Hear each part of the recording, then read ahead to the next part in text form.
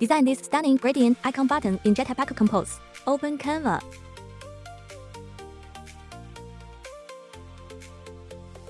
Tool shape, rounded square.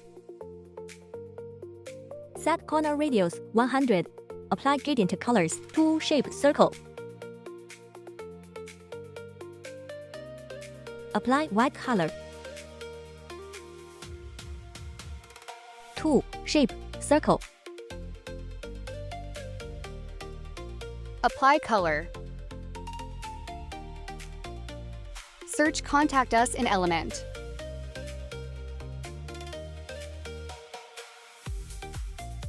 Enhance with colors.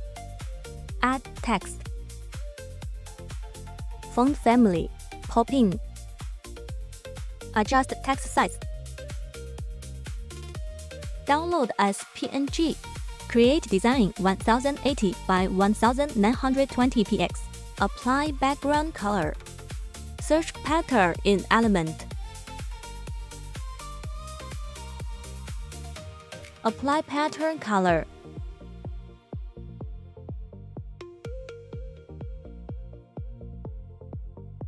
Set transparency 30.